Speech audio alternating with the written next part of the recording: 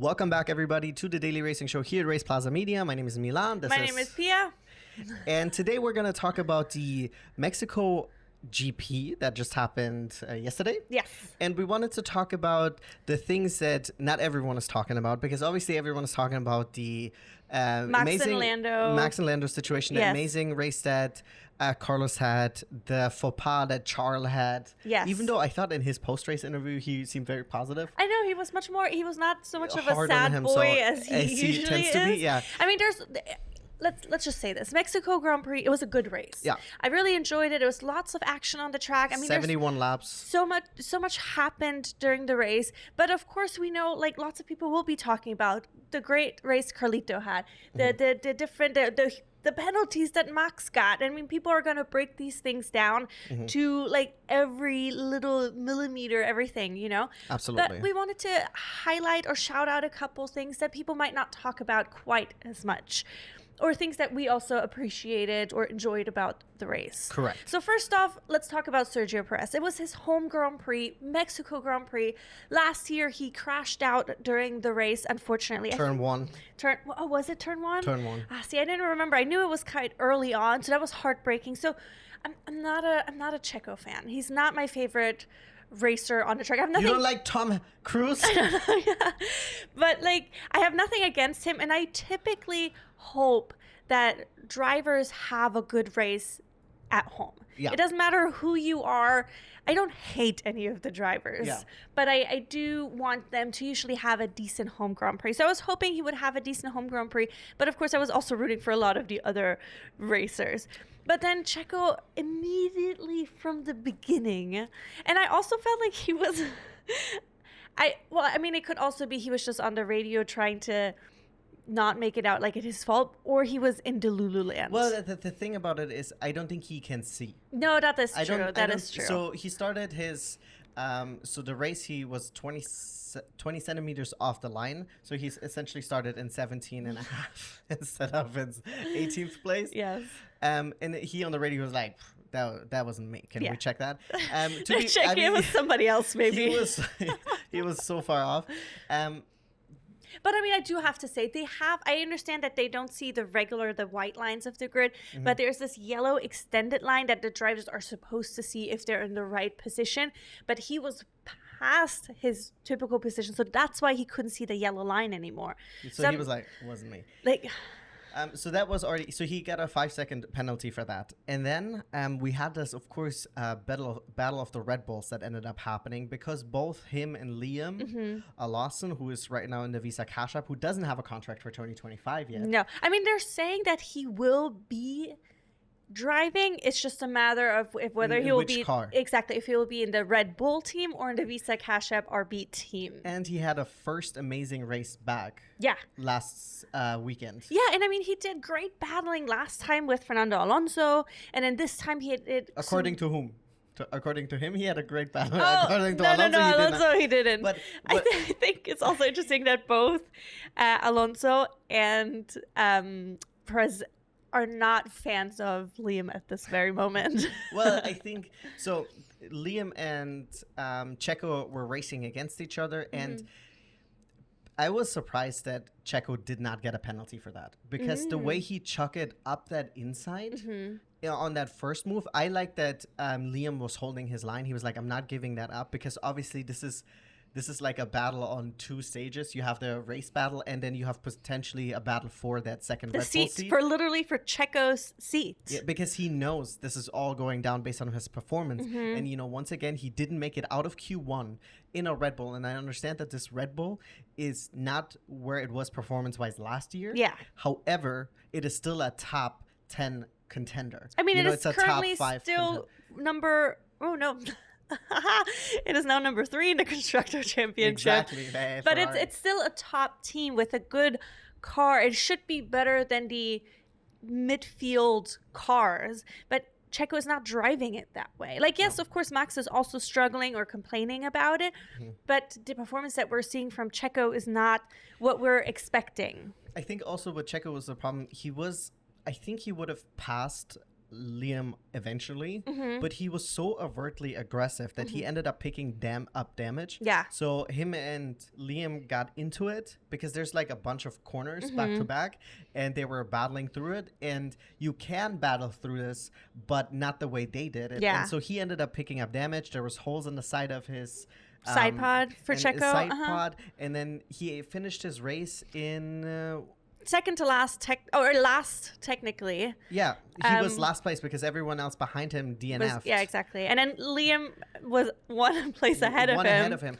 And the thing about it is, like, this happened pretty early in the race. And it's like, and I think he has this thing, this is his Grand Prix, right? The majority of the fans in the stadium are there to see him race. Yeah. Like, he's the Mexican racer and stuff like that. So this is really awesome. But I think he puts a lot of pressure onto him. Yeah. Then on top of that, you're battling the guy who might be taking your seat.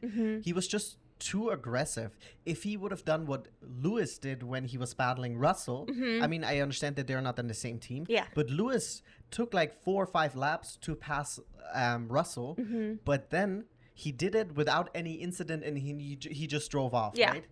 But Perez picking out that damage, then they ended up hitting him really, really early, and he ended up then being on that 2-pit strategy, which, and what good did it do him? Yeah. Nothing. He finished in 17th place. And then he also went in at the end for another round of soft tires to attempt a fastest lap, which I thought, and I was saying that during the race too, I thought that was quite ambitious because it was him versus Charles essentially, because Charles went in to get the soft tires to try to get the fastest lap to get the points for the constructor championship, which is smart. You gotta get all the points you can, especially there's lots of battles going on in the constructor championship at the moment.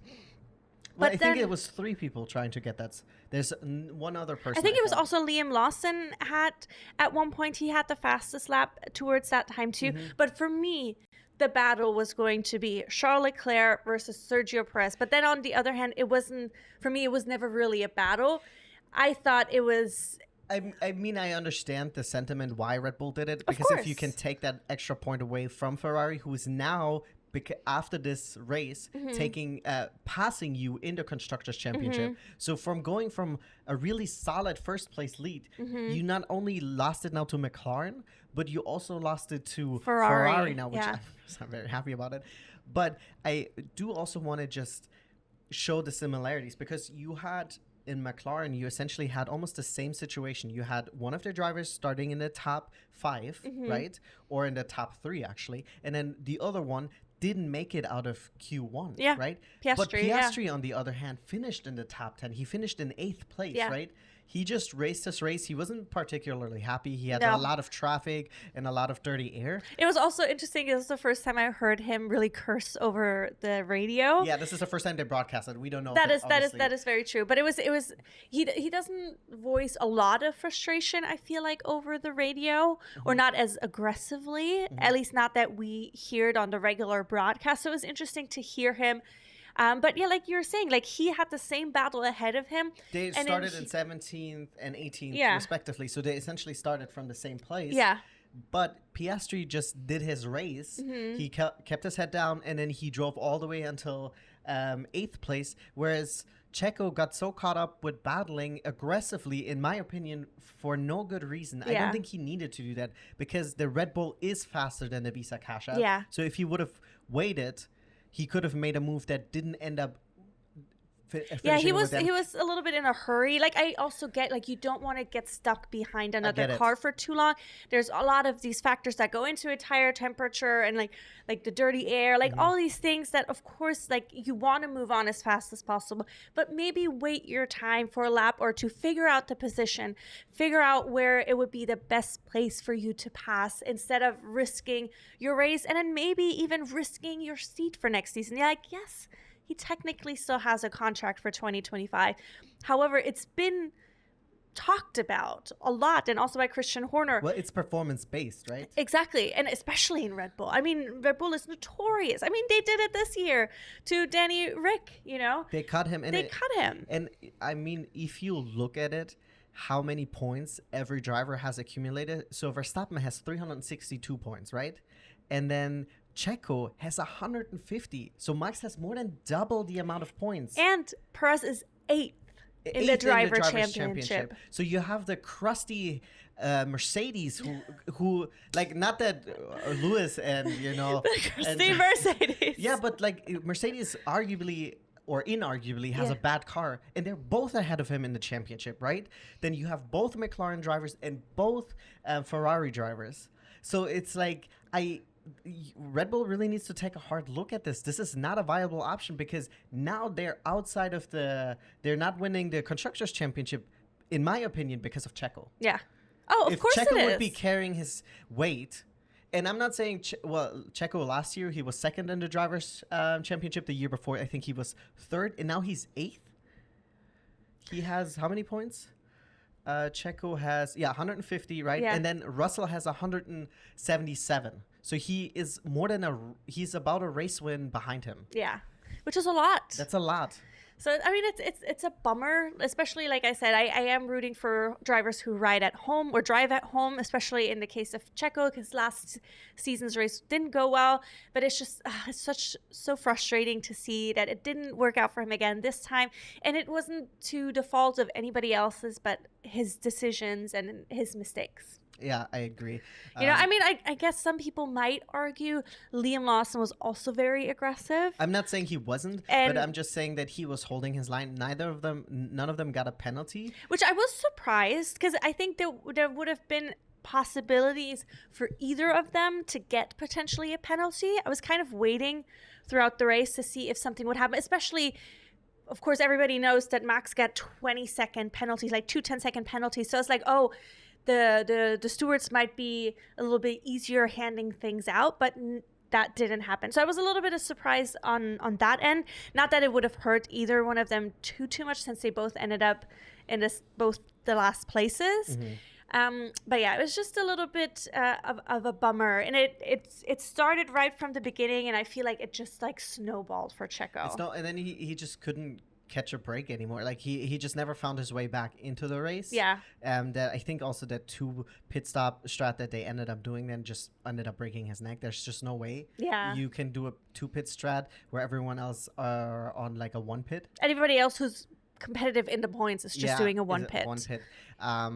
Now, however, I want to talk about probably the person who deserved to be the driver of the day. Oh my God. I wish he would have gotten the driver of the day. I think he didn't get driver of the day because the broadcast didn't highlight his performance as much, because he was kind of just quote unquote racing. Mm-hmm. But Haas in 7th place, back-to-back races where they have last race he wasn't in the points. No. But Haas now essentially put in a huge dent or a huge jump actually in the Constructors' Championship, and we're talking specifically about Kevin Magnussen finishing P7. What an insane performance. Yes. It seems like he is really coming alive at this backstretch of the season. It's so exciting. Like we were talking about it yesterday when we watched the post-race interviews. It's such a new thing to see both Haas drivers happy in the post-race interview. Like, yes, they are not on the podium. Mm-hmm. They're 7th and 9th, respectively. So we have Magnussen 7th, Hülkenberg is 9th, but they're both elated about how the car is driving, that they're both in the points, that they're competing, they're racing with the other drivers. If we look at Haas last year or 2 years ago, it's like, it's worlds apart. And it's just... I mean, it would have not been on my bingo card. Not that our bingo is long over because somebody already won it, but it would have never been on my bingo card for one to have both Haas in the points, and then 2 for them to be so happy and enjoying racing. But then part of me, just a little part of me, is just sad that Magnussen won't be able to continue this. Like, it's nice that he's ending it on such a high. Yeah, he is most likely not going to be on the grid next year unless the Sauber Strike team will sign him. Mm-hmm. And I was looking up, I didn't really read anything about it. We heard rumors about Bottas because he posed with that Audi on the track and stuff like that. So you've heard rumors, but I haven't heard anything at all about Magnussen. I looked it up too. I couldn't really see anything. People might be thinking that he will go back to sports cars. It would be awesome to see him in Le Mans. But it is so unfortunate because I don't think he wouldn't deserve to be on the track. No, especially I feel like this season he's been doing such fun racing to watch. Also, he put his elbows out. Like, yes, of course he missed the race because he got so many penalty points. But he also got penalty points because he was playing the team game, yes. right? Because if you look at the driver's standing before the race, Nico almost had triple the amount of points compared to Magnussen. But if you at the beginning of the season, multiple times he had given up his race essentially to give Nico a chance to make it into the points. Yes. And so that's unfortunately sometimes if you just look at stats, they don't really tell that side of the story. Yeah. And of course, missing one race that could potentially lead to more points is very unfortunate. And I think last weekend, his race was torpedoed by his own team, doing that two pit strat where everyone else is doing one pit strat, and he started from P8 last week, so they just took him out of contention. But either way, he had an amazing race. We didn't really get to see on the live broadcast a lot of it, but he finished ahead of the McLaren. He was able to keep Piastri behind him. Yes, of course, Piastri drove all the way up from P17, but everyone was expecting him to be passed at some point. Yeah. And he was able to hold down that Ford, get some very, very valuable points for the Team Haas team. Yeah, exactly. Because before the weekend, the RB Cash App Visa Cash App team had 36 points, and then the Haas Ferrari team had 38 points. And now if we're looking at the Constructors' Championship, we have Haas at 46 and RB Cash App still at 36. Because Yuki had crashed out, unfortunately, racing incident. To last. Exactly. And then, oh man, but I'm so excited. I think definitely he is, for us, I think driver of the day of the Mexico Grand Prix. So happy for him. Yeah. And I'm definitely excited to see him, even if it's not going to be in the future of F1. I'm excited to watch him maybe potentially at Le Mans or other types of races, because I don't think he'll stop racing. It's just not going to be in Formula One. His dad races in IMSA. Oh, really? Yeah. Oh, nice. I know his brother just participated in the FIA Motorsports Exactly. Games. So, I mean, they're clearly a racing family, and I'm sure there is so much other racing out there in the world, so he'll find something that he'll be doing. I would also be curious if rally would be something for him. Also, this might be just stereotypical just because of also like his nationality, because there's a lot of great rally riders coming from that part of the world, but also because he's good at like putting his elbows out. And I don't know, he seems like a rally personality potentially. Yeah, I mean, even on rally, you race by yourself. Yeah, that's true. That's true. But I would love to see him in Le Mans. Oh, 100%. If we can get him and we see Mick, I heard that I think like a couple of years ago, he was talking also to the Peugeot team. But I would love to see him in a competitive car. I want to see him in a car where he can, because he's clearly very good. Yes. He can score points and potentially win a championship outside of F1. Yeah, 100%. So it was just awesome. I mean, also, who would have thought that Haas, who 3 years ago couldn't score a single point, right? I mean, to be fair, you also, for a while, you had two rookie drivers in there, you know, and then the car was bad. But still, like, there's 6 now in the overall Constructor Championship. Like, yes, we saw 4 races to go, but I do see more points in the future of Haas if they're continuing on the trajectory that they are in right now. But they're 6th out of 10 teams.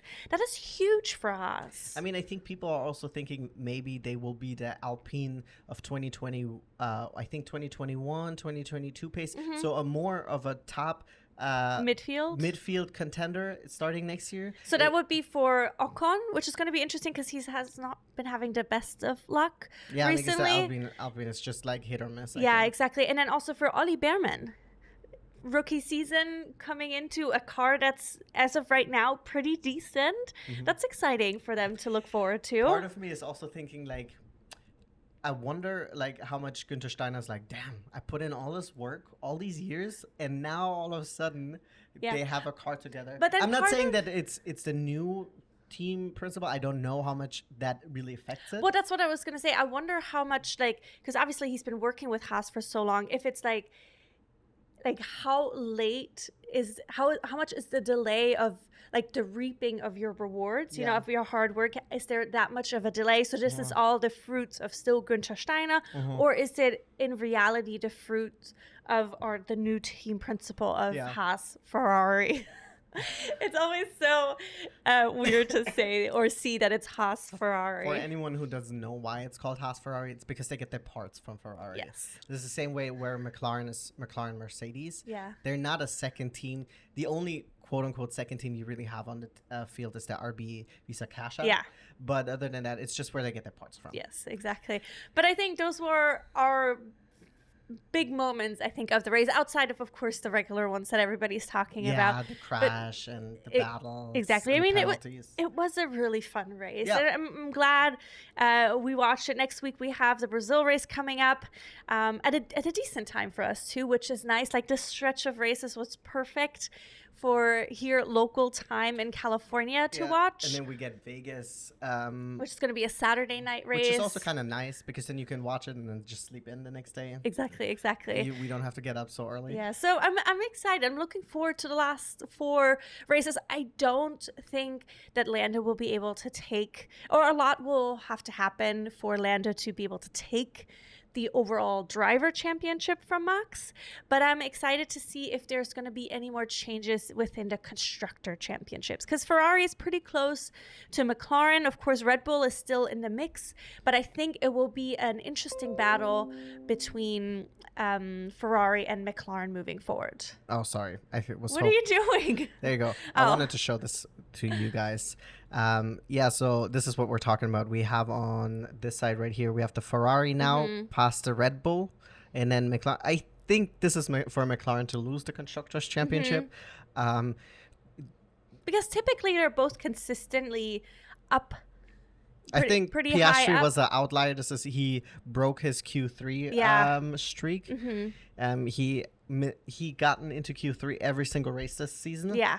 And I mean, so it just happens. It happens, so we'll see. But I think it's still going to be an interesting couple of last races. Yeah. But we can also see that, obviously, that we can see right here that the Ferrari, Leclerc is closer to Norris in the Drivers' Championship than he is to Verstappen. I think it will be nearly impossible for Lando to get it. Yeah, I think so. I think so too. A lot could. I mean, this season has been really interesting. Yeah. A lot has happened, so a lot can still happen. But I think the chances are slim, and I think most people would agree. But who knows? Let us know in the comments what you think. Is there any underdog moment that we might have missed? Yeah. And that's it. That's all we got to say for today. Yeah, so chime in the comments, chat with us. And then we're planning on live streaming some of the last couple of F1 races. We are still undecided which ones. We'll let you know for sure very, very soon. In the community tab. Exactly, so you can join us. But as of for now, let us know what you thought of the race in the comments. If you agree with our driver of the day, and then we will see you again here tomorrow when we talk about our MotoGP highlights of the Thai Grand Prix. See you guys later. Bye guys. Bye. Did you do like and subscribe? Oh yeah, please remember to do that.